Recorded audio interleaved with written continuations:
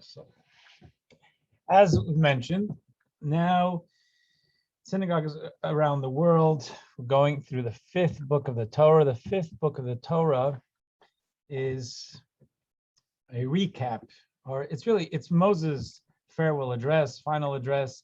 It's the last 5 weeks or so, give or take a few days, of Moses' last 37 days of Moses' life. And at the end of the fourth book of the Torah, the journey in the desert, which really from the second, third, and fourth book of the Torah are really encapsulated in the, as far as chronology and the history. It's not a history book, but there's a historical framework within which the Torah is teaching us.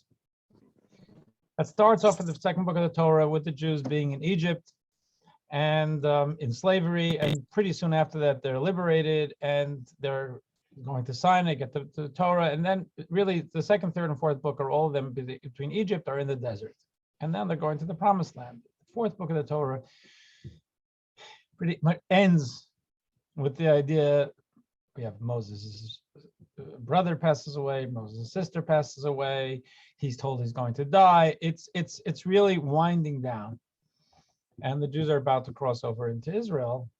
And then the fifth book of the Torah it shifts into a first-person narrative. Moses speaking.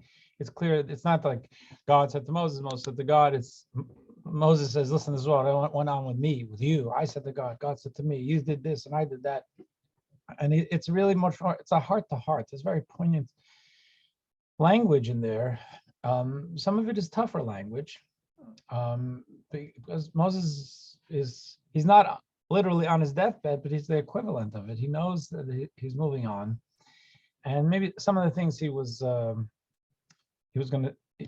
holding back on saying to the people, he didn't have to hold back anymore. He needed to let them know for their own good. And there's also the idea he's preparing them. It's very much about a very strong theme in the fifth book of the Torah is about the Jews moving forward into Israel. Moving forward into Israel is not just moving from one country to another. Being in the desert was living in a spiritual bubble in many ways. The desert, they lived on miracles. They lived on manna, clouds of glory. They were living as physical human beings in not what we would call a normal physical condition. They were living miracles. Now that's great. It's beautiful. It was an important time, I guess, an embryonic time for us as a people to get acclimated to Torah, to relationship with God. But that wasn't normal. And as great as it wasn't living in the real world. And life is about living in the real world. So God didn't create us to live in the desert and eat manna. God created us to pretty much be doing what we're doing right now, today, living lives where God is not so apparent. Manna didn't drop at your door this morning. You want to think about breakfast? Think about it, but you're going to have to deal with it. And how you approach life is the challenge. And there's a lot of beauty in life. There's a lot of challenge in life. That wasn't the desert. But in the language that we've used, it's God wants us to make this world into the language as a dwelling place. In other words, make God at home here. Because God is at best, most of the time, to many people, a visitor, a guest. You invite God in from time to time, either when you need him or it's a holiday or whatever. So there's a life cycle event. If that, the idea of God being at home in your life is waking up in the morning and saying, thank God I have a day. Thank God I'm alive.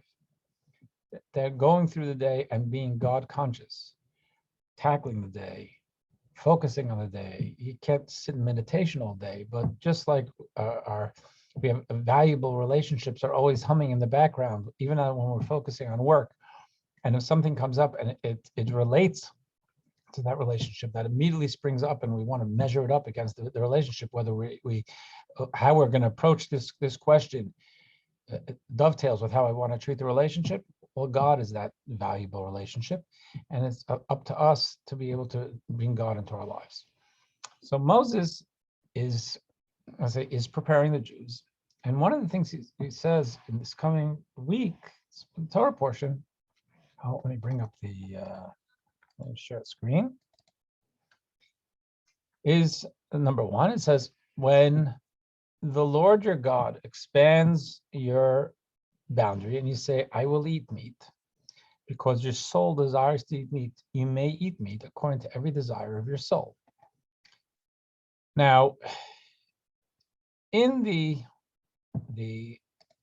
on the one hand, you can say, to understand this, say in the desert, they didn't need meat because they had manna, and manna tasted like whatever you want. So they could say, so now that they're going to set up farms and homes and societies, and they're going to eat, and meat is considered in Torah thinking, whether or not anybody here eats meat or doesn't eat meat. The idea is that Torah sees meat as something permissible, obviously kosher meat, and it's something that adds to the joy of a meal. It's heavy, but the idea is that there's a certain flavor and that it brings to life. So that's why on Shabbos and Yom Tov, where the Torah says we want us to be happy, there at least eat meat is the way the Torah goes. I'm not going to get into the vegetarian conversations now, but this is a Torah idea. So now God says, Moses says, when you want to eat meat, make sure to slaughter it as I have commanded you. Let me just look at this again. We eat according to every desire of your soul. Now, Rashi, primary commentary in the Torah, has two comments here, which give us a little bit more of an insight.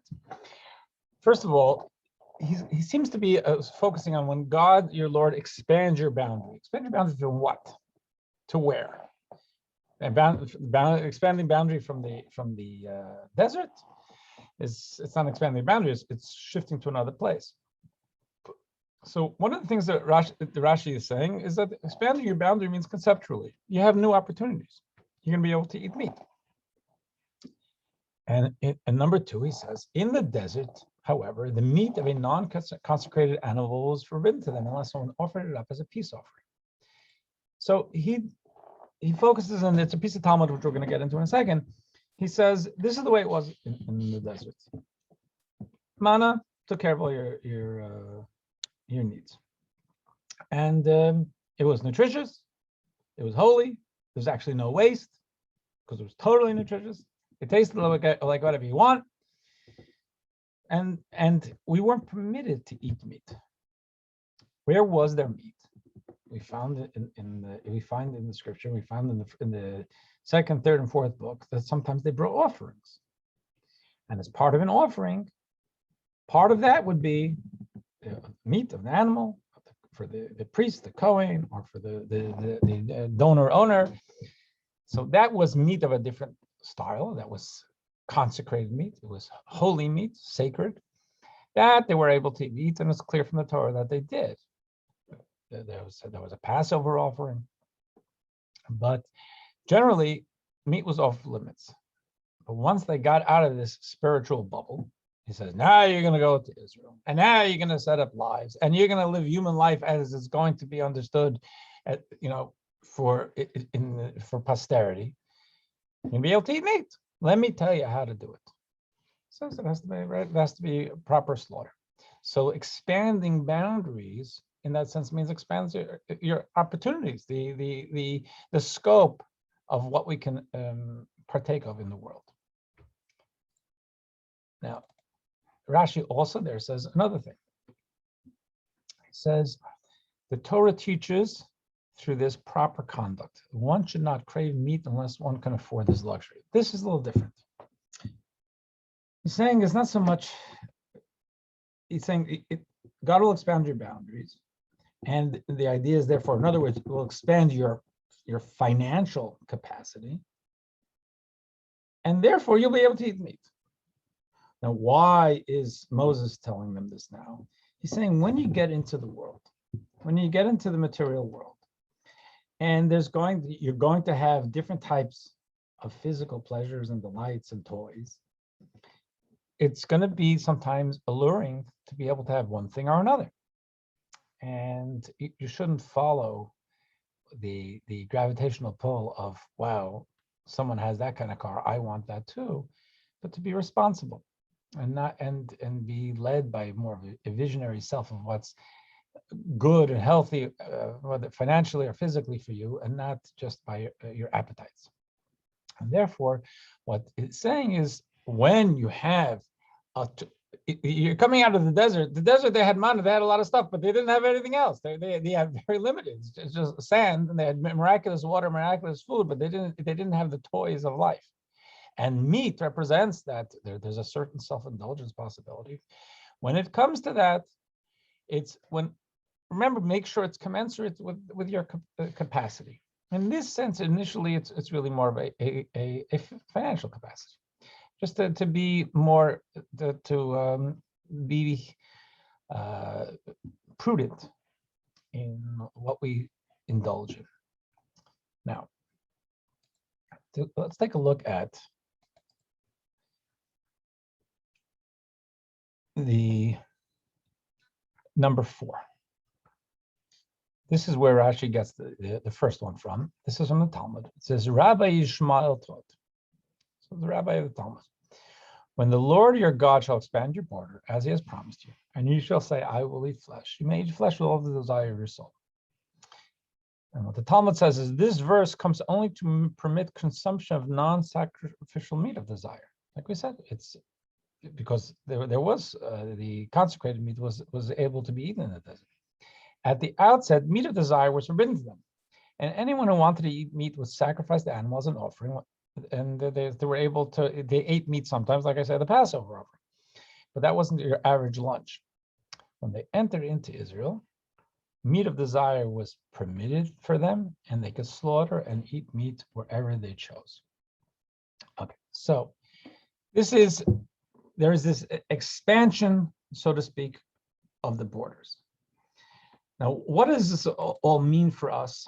And what is the Torah telling us about the transition from desert to Israel? And we're not living in Israel geographically, but the Israel life is us. So what is Moses teaching them about life? So first of all, let's look at what happened in the desert. The desert, they lived very spiritual lives. And what I spoke before about self-indulgence, and self-indulgence, maybe it doesn't have a great ring to it, but it's very human to want to have pleasure. Sensual pleasure is a normal, there's nothing unusual or dysfunctional about someone wanting to have pleasures. The question is, what place do pleasures have in our life? And do the pleasures control us, or do we navigate our lives and partake in pleasures healthily, with an objective in mind, spice up our life, or do the pleasures own us? And really, the life is all about the pursuit of pleasure.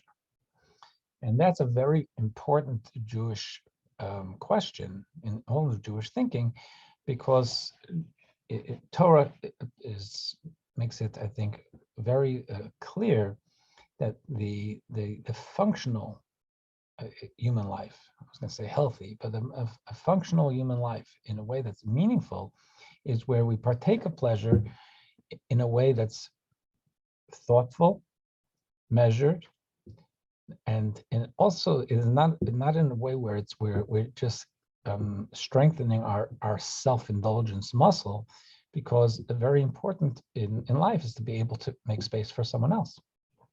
And the more we're wrapped up in our own needs and our own sensual desires, that becomes the center of our attention and the core of our attention. And there's less space mentally and emotionally for what other people need from us. It's more what we want out of life than what life needs out of us. So this, as much as God has given us pleasures, and they're kosher pleasures, and have them, there's nothing wrong with eating that piece of chocolate in front of you, But even there, you make a blessing before. One of the things making a blessing before is to pause and don't just pop it in your mouth and consider: is this something that I want? Is this something I need? And to recognize that life isn't just about the chocolate and the steak and whatever other pleasures, that I've got to think of something about where I can be more of service to others and to the world and to God. So the desert, they had much less temptation. There was much less of a pleasure quotient there. Let's take a look at this a second. Number 5. The Talmud asks, what affliction was there in eating the manna? Now, I probably should have brought, why would you think manna has affliction? In yesterday, what we read yesterday in the synagogue, and it comes up a few different times, there's a language like manna, we suffered with manna. Now, I would love to eat manna. It's easy and it's nutritious and it tastes like whatever you want. What's the downside, right? So the Talmud takes a very psychological perspective here. There are a couple of things. First of all, if you remember when we spoke about manna, they could only take enough for what they needed. You didn't have manna in the pantry. You couldn't store it. Anything that stayed overnight was rotten in the morning. It was an exercise in trusting and having faith in God, which is not easy, to go to bed with nothing, saying, okay, but God will give me something tomorrow. We like to go to bed knowing that we're okay for tomorrow. So what the Talmud tells us here is there is no comparison between one who has bread in his basket and one who does not have bread in his basket. The affliction in eating the manna lay in there being no leftover food for the next day. Each day, the people worried they might not have enough food to eat the next day. So there was a stress. The manna was great, but some of the taste of what it could have been was diminished by the fact it's like, this is all I got until tomorrow. If God comes through, and sure, the question is, do I trust it? Do I not trust it? We don't like to live day to day. It's not fun to do that, and we try not to. We try to save up. We try to think ahead. That's responsible. It's good. It's from every perspective, Torah and so on. We want to be responsible, and it was impossible in the desert.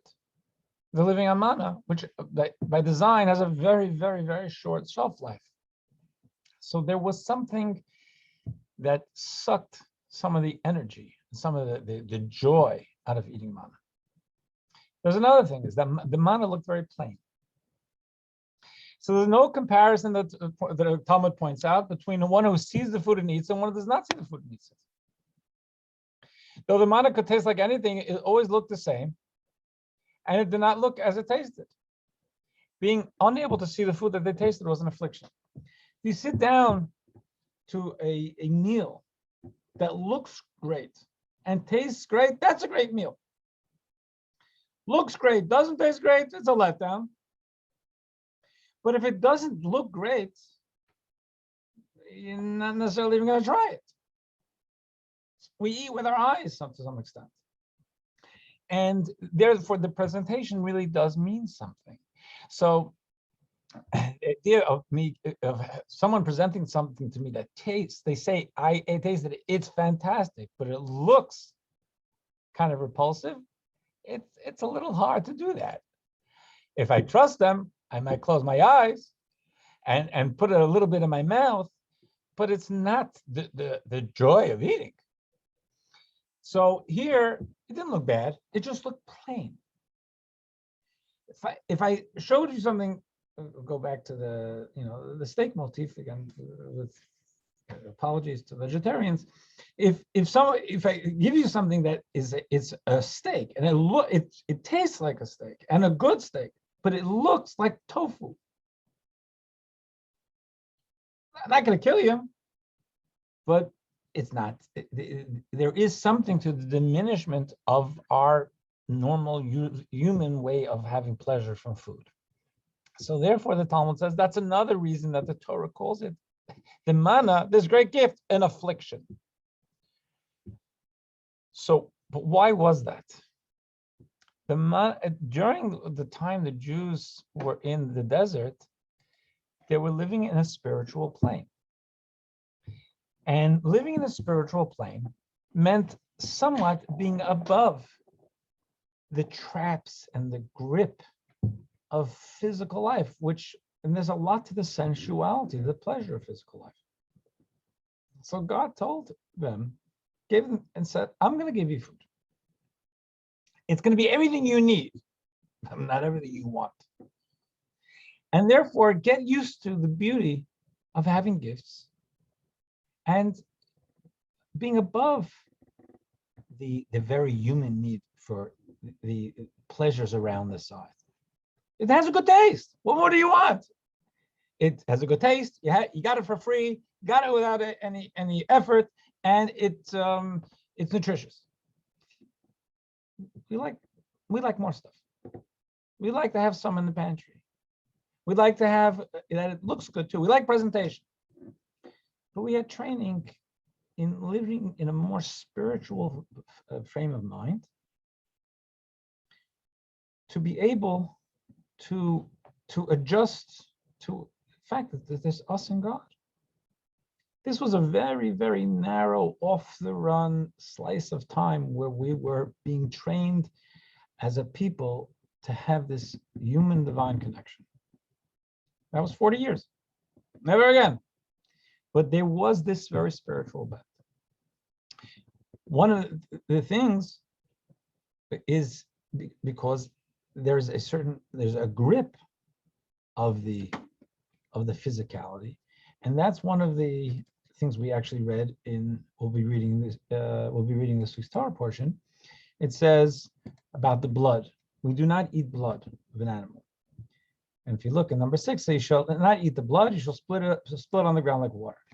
So that is, I think you all may know that we're not supposed to eat the blood, and there's salting. That's why kosher meat has to be salted or broiled, and to be able to get on a spit, to be able to get the blood out. And that there's a certain element of what the Torah points out is that the blood is like the soul.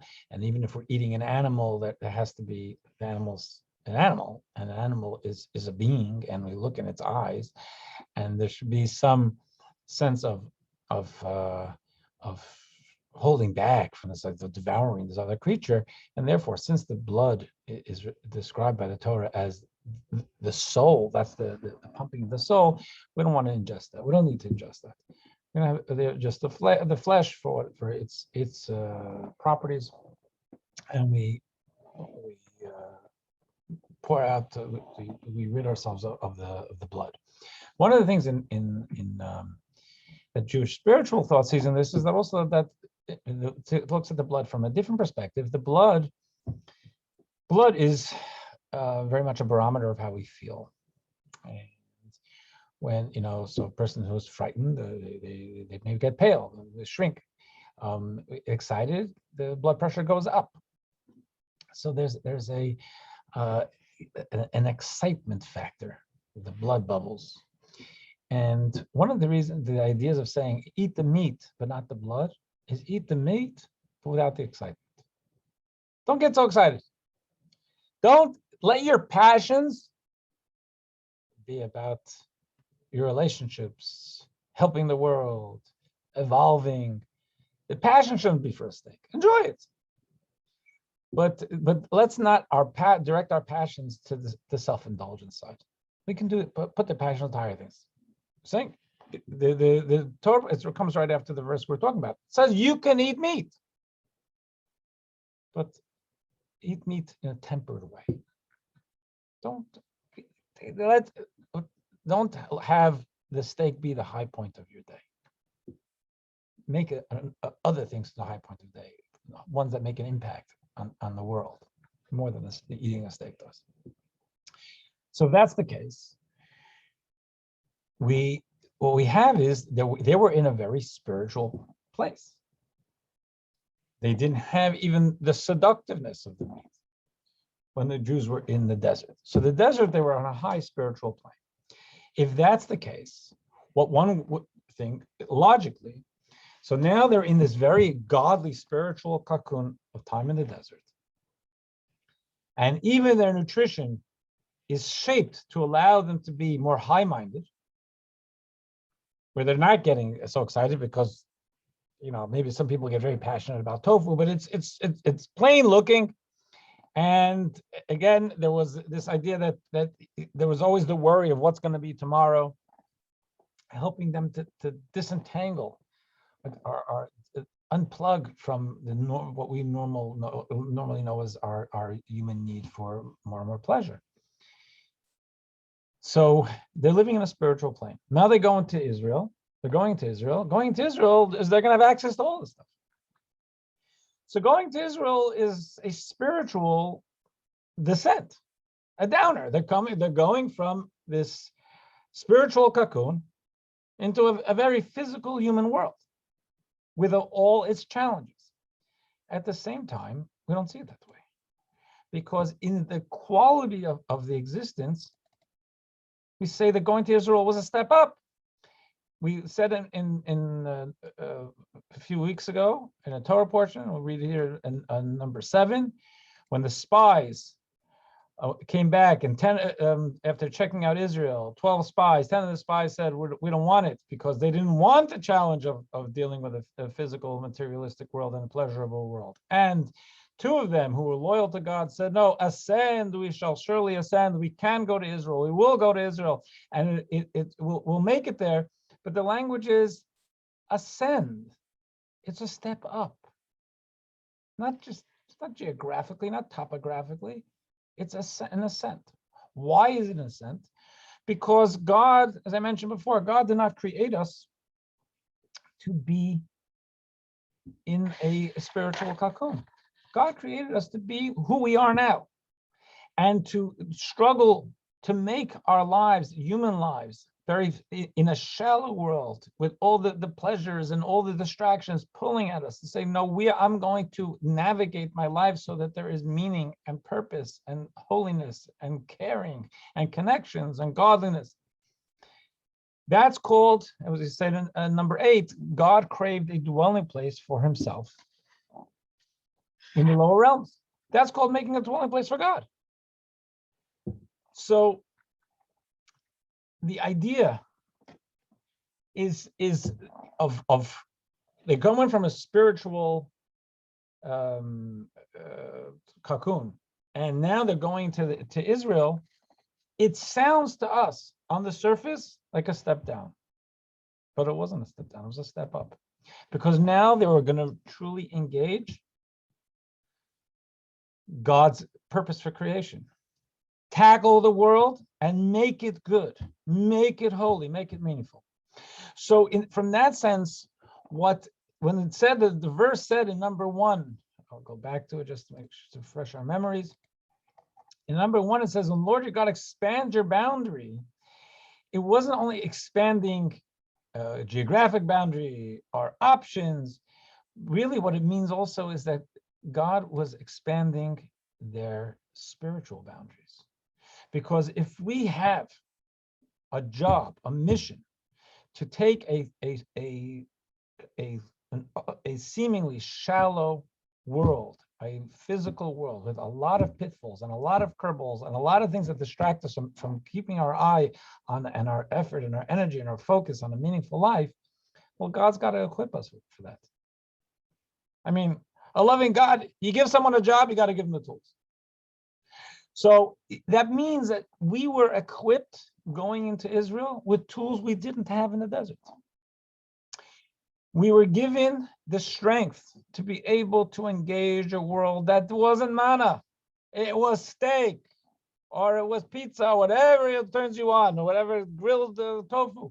And it was something that really could be seductive. And there's nothing wrong with that. The question is, how do we deal with it? Are we going to be a mensch? Are we going to be able to keep our mind and our focus and our vision on leading a meaningful life? Or are we going to get sucked into the whirlwind of chasing pleasures? To be able to have that strength, God gave us an extra infusion of ability. So expand the boundaries, so to speak.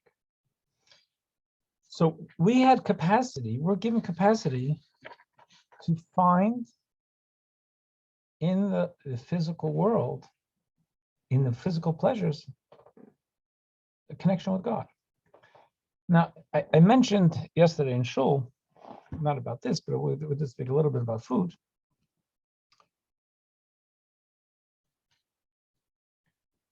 One of the things that in yesterday's, the Torah reading of yesterday, one of the things it said there is that not on bread alone does a human being live, but on the word of God we live.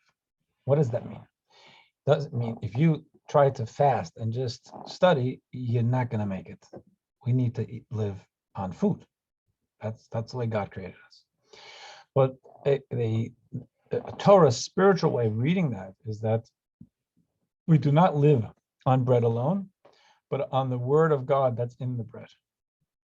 What does that mean? I have a soul, you have a soul. We're animated. We certainly, somebody might say it's just synapses firing, but many of us, including me, believe that's a soul working through your brain and your biology. You look at an animal, say it has a soul, it has a personality. You can believe it. Grains? Well, it grows, but that's kind of a diminished soul. And something inanimate, a rock, where would you see the soul in that? The Torah tells us that everything has a soul. Because a soul is the divine will, God's desire in this particular creation. And if something exists, it has God's desire in it. Rocks didn't just appear here. Rocks are created by God. Everything is created by God. So everything in the universe, the fact that it exists tells you it has some level of soul. Doesn't mean that a rock can understand you. I'm not talking about the pet rock. But the idea is that the rock has a purpose. Everything has a purpose. And that's its spiritual soul. So if I take a piece of bread or a piece of gefilte fish or a grape and I'm about to eat it, what the Torah told us yesterday is that the physics, the physical nutrition of this article is going to feed my body, which is good. Check. What about my soul? Who feeds my soul? I'm made up of body and soul. How does my soul get nourishment? And as a matter of fact, how does my soul absorb? The soul is integrated into the body. It's got to work through the body, and it's got to work through the body energy. The soul is very spiritual, and I'm just taking some grape. Where does it come from? It's kind of alien to how does my soul assimilate that? So one of the things is we make a blessing before we eat, and that is it extracts. With that, we're able to extract the soul energy from the food before us, so that not only does our body enjoy and benefit from the food, but our soul is able to get its nourishment also from the food. It's not the same, the nutrition that your nutritionist is talking about, but there's a spirituality there. Now, if that's the case, one of the things we're told in Jewish spirituality is that when you feel a desire for food, which is natural, on the surface, that's your natural bodily desire for food. But at its core, it's your soul saying, I want that. I want that spirituality. I need that spirituality. It's the body needing, but within the body, it's the soul asking for it. It's the soul looking for that type, the soul thirsting, the soul craving. So when we eat, it's body and soul, and both theoretically have a desire. So, but if the question is, are we even aware of our soul? So one of the things it says here, take a look the Rebbe is from number 9. It says, when the Jews got to Israel, and as I said before, the Jews got to Israel, they were given the more spiritual capacity, because now they had to tackle a world and not only keep their spiritual and the focus, but also to grow with it. Because their inner spirituality, the Jews, as they came into the Promised Land, in other words, into real life, was more tangibly expressed, because God gave them the capacity now to not just live in a bubble, but to bring out, we grow through our challenges in the world. And we have the capacity to bring out our divine self. They were able to imbue their spiritual desire for the benefits of meat into their bodily desire for meat, elevating their soul. And that's why when it says here, the language is, when it says your number 1, when the Lord your God expands your boundary, and you say, I will eat meat because your soul desires to eat meat. It's interesting language from the Torah there. It's because you desire to eat meat. The Torah uses a language of your soul desires to eat meat. It's because it's intimating this idea that when we get to real life, we face new challenges, which is a downer, but we're equipped with new capacity, new strengths to manage the challenges, to grow from the challenges. And that's a good thing. That's an advantage. And here we say with the food idea is that we should be able to find within the meat, the pleasure of the meat, find the pleasure of the soul. And that's one of the reasons that we eat meat on Shabbos and Yom Tov. The idea of eating it on Shabbos, to start with that, Shabbos is a day of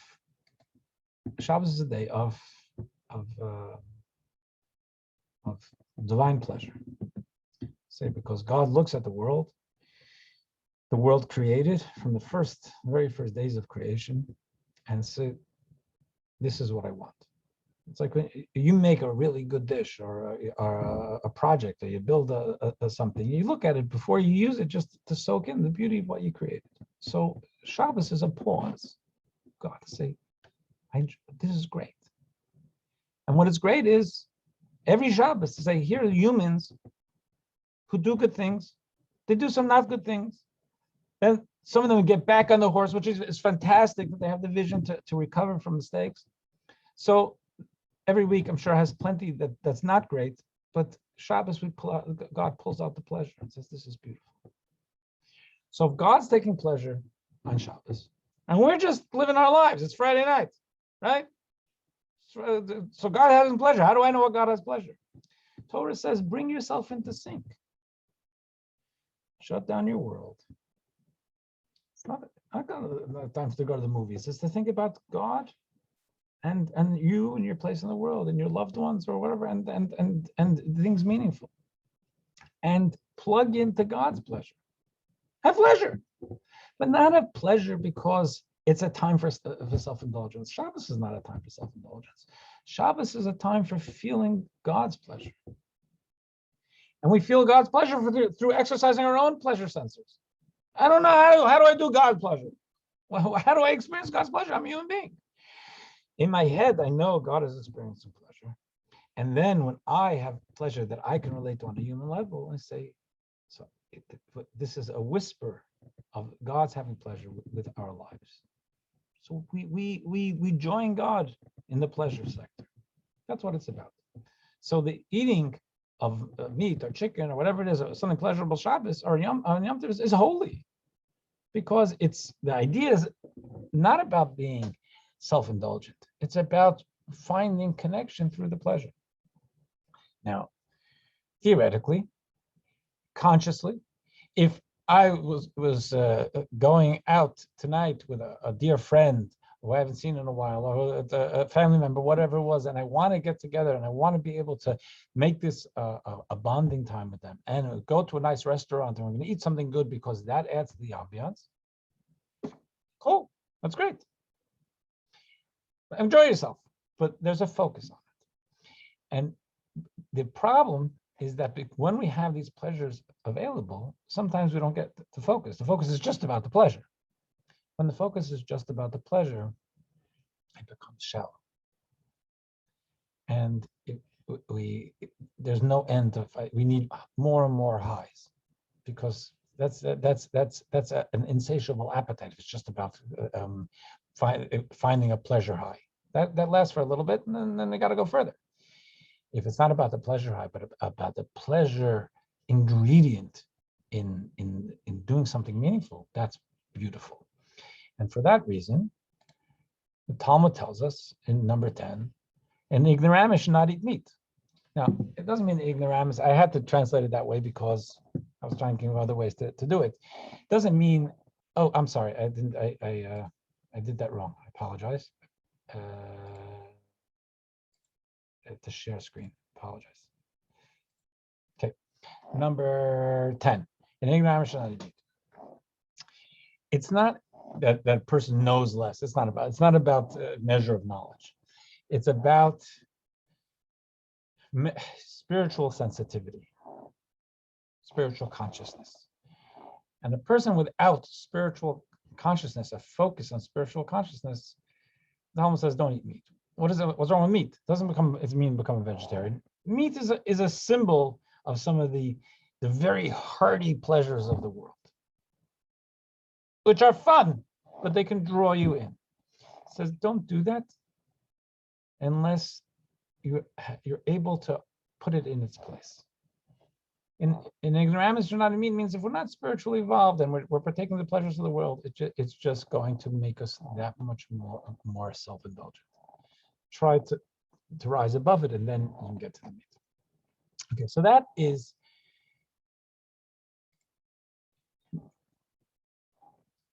this gives us, to encapsulate, we have, if you remember, there was this Rabbi Yishmael who was quoted in the Talmud. He says, Jews in the desert were not allowed to eat meat except if it was consecrated. That's holy. If it was sacrificial meat, you were in a holy place. In other words, they were not exposed to the dangers and the opportunities of partaking of the physical pleasures of the world. They didn't eat meat. They had manna, which was great, but they suffered with that too. And now we say God expands the boundaries, expands your possibilities, and expands your spiritual tools. And now engage the world, engage the pleasures of the world, but like a bench. That's one perspective. But there's another perspective in the Talmud about this whole deal. And let's go to this. This will be brief. Okay. The Talmud says, Rabbi Akiva, he is interpreting that verse of when your boundaries expand, all of that. He disagrees with Rabbi Yishmael. Rabbi Akiva says the verse comes only to prohibit for them consumption of an animal killed by means of stabbing rather than valid slaughter. He says, Rabbi Akiva says, no. This is not, you got it wrong historically, and you got it wrong in the verse. They ate meat in the desert, but they didn't have the laws of shechita. They killed it. They called stabbing. You just took a knife and they killed it. And now, going into the promised land, they had to narrow their scope and say, I'm not going to eat all meat. I'm only going to eat meat in a certain way. Also high-minded, but I go through a whole process. Now, let's go back. What does the Talmud say? Initially, the meat of stabbing was permitted for them. When they entered into Israel, the meat of stabbing was forbidden to them, and was permitted to eat meat of an animal only after valid slaughter. So what does Rabbi Akiva say? So what does it mean expand? He would take the other, if you remember, there was a second perspective of Rashi. When it expands and you have more money, you're able to eat meat, but you have to be careful to do it only when it expands. So that's the expansion of expanding your boundaries, that make sure to only partake, not to have big eyes and run after and be jealous of different pleasures if they're not appropriate for you now, or you can't afford them now. Just try to keep your mind ahead about you. But he said that on the ground, they ate meat. and then from all types of meat in the desert, and now it was narrowed to only kosher meat. Now, what do we find in that? First, let's figure out, what do you mean they ate meat? They had manna. Where were they eating meat from? So one of the things is, as the Talmud tells us, before we get to how they found meat, I just want to remind us of something else. I mentioned a few times that the manna was totally nutritious, and what we're told is there was no waste, right? So there's no waste. They didn't need bathrooms. Just to talk, just plain mamaloshim, right? They didn't need to do this. Everything they were able to live without any waste because everything just totally integrated into the body. We got that's what the Talmud tells us. That's what the Mendy tells us. That's what our history tells us. But we got a question about that. Why do you have a question about that? Because the same Torah tells us that when the Jews were going, it says they should keep a stake in addition to your weapons, especially when they were at war. They had to keep a stake. I'm sorry, this is because when you sit down outside to relieve yourself, you shall dig with it. A stake as A-K-E, not E-A-K. You shall dig with it, and you shall return and recover your excrement. So the Torah scripture tells us that they're in the desert, especially when they're at war, to keep their human dignity. And when they had to relieve themselves, do it in a way where they were able to bury it and not just leave it out. They're human beings and they have to take care of human needs. Do it in like a mensch. So how do you get those two things? How do you get that they were being sustained on manna, which had no waste, and the Torah telling them that they have to keep with them a shovel and a stake to be able to dig to bury their excrement? Why would there be excrement? So the Talmud asked that question. It's not my question. The manna, the Talmud tells us in 13, was absorbed into all the limbs so there was no waste. But if so, how do I understand the verse? And you shall have a spade among your weapons, and should be that when you relieve yourself outside, you shall dig with it, and you shall turn back and cover your excrement. From here, we learn that there was waste in their mouths. So the Talmud answers this waste was not a byproduct of the manna. It was from food items that the Gentile merchants sold them. So now we have a different perspective on what went on historically. Jews are in the desert for 40 years. They're fed by manna. They have clouds of glory. They've got everything. They also have human personalities. And sometimes they'll meet caravans in the desert. And they're going to see people eating meat. They're setting up camp. There's meat on a spit. It looks good. And these guys, they have to go back to their manna, which looks like tofu. So some of them ate. They bought it and they ate. Not terrible. God permitted it because they're human beings. It was not, according to Rabbi Kiva, it was not forbidden to eat them. And eat it, but it was not kosher slaughter. It's saying, if you need to indulge yourselves, I'm not going to stop you. Because I know it's difficult to live on just manna. But what God was saying is that this is not meat the way I intended it. It's what I'm allowing you to do. Kosher slaughter is the ideal, and that's only going to be once you get to Israel, when you're going to engage the world the way He wants you to. Because kosher slaughter is a way of properly engaging the world, not meat, not only on things I said before about the spirituality within it. Maimonides writes in his God for the Perplexed, number 14. The commandment of kosher shechita was intended so as to bring the easiest death for the animal in the easiest manner possible for people. The knife should be sharp, and he goes on to other things. I don't want to argue this point. It's a point of faith. I would just tell you, I mean, we could, but not today. It's not going to argue. We can discuss it. In Torah thinking, kosher slaughter was the most painless way to kill an animal. Now, someone could say, don't kill an animal. I'm entitled to that opinion. Torah says it's okay. I remember when I was in London, when they wanted to, and there was an attempt in England.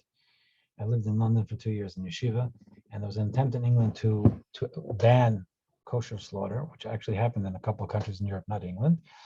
And there was a lot of material going around, and there was a study from scientists. If I probably have it somewhere in my files, where the position they took, they had a certain range of when someone feels pain from a truly traumatic injury. And I remember reading this, like someone impaled, God forbid. How soon do they actually feel the pain? Because it takes a little while. It's just a shock. It's just shock, and the pain doesn't set in right away. So what I don't remember was, let's say it's 5 seconds. And what they were writing was, with their studies, is that with the proper way of kosher slaughter, where it's a sharp knife and there's not allowed to be any nicks. If there are nicks in the knife, that makes it it renders it unkosher. And part of it is because that can hurt when it's sliding across the neck. But if it goes in the quick slice of I have to talk about it that way of a kosher slaughter, the animal is unconscious, and it's like 2 seconds. So it's unconscious before the pain can set in. And again, that's what Maimonides is writing. We can talk about what that, different perspectives in the world and in the science of it. I just shared with you something that I saw. But certainly the Torah perspective is, and as Maimonides says also, it's for people to be able to, everybody had a knife. So it was for people to be able to eat. They were able to use an implement that was accessible and in a way that was going to be least painful for the animal. And the Rebbe brings also something that I actually have not found as a source, but I haven't looked that hard. The Rebbe said in 1959, in one of his talks, he says, Kabbalists teach that kosher shechita is our attempt to find the most painless death possible for the animal and fulfilling love your fellow as you love yourself, which is really interesting. Because love your fellow as you love yourself is a mitzvah for humans. And here, what the Rebbe was saying, the Rebbe said, is that it's because animals, we can relate to them. And they are our fellow to some extent. Out of concern for that, love your fellow as you love yourself, even though we're going to actually eat them, as the Torah says we can, we want to find the most painless way possible. In other words, the compassion for the animal. So here, what the Torah was saying was, according to the Rabbi Akiva approach, is saying going into Israel, you're going to be able to expand your appropriate scope. You'll be able to eat meat. You're going to eat like a mensch. In the desert, I'm looking the other way, God says. You're really hungry, you can buy from one of the travelers, eat. But I'm not giving you all those the rules and regs, because that's for eating like a mensch. This is not where you're supposed to be doing it. Here you're supposed to be eating manna. Coming to Israel, we're given the tools and the guidelines to be able to engage the pleasures of the physical world. And it's not just meat. Meat is an important illustration, an example of the pleasures of the world. But it's not about the meat. It's about life. And to be able to engage it in the most spiritually focused and humane way possible. So I'll leave that over here. If there are any questions, we can talk. If not, I wish you a good week. And God willing, see you next week. Thank you, Rabbi. Thank you. Thank you. Bye-bye.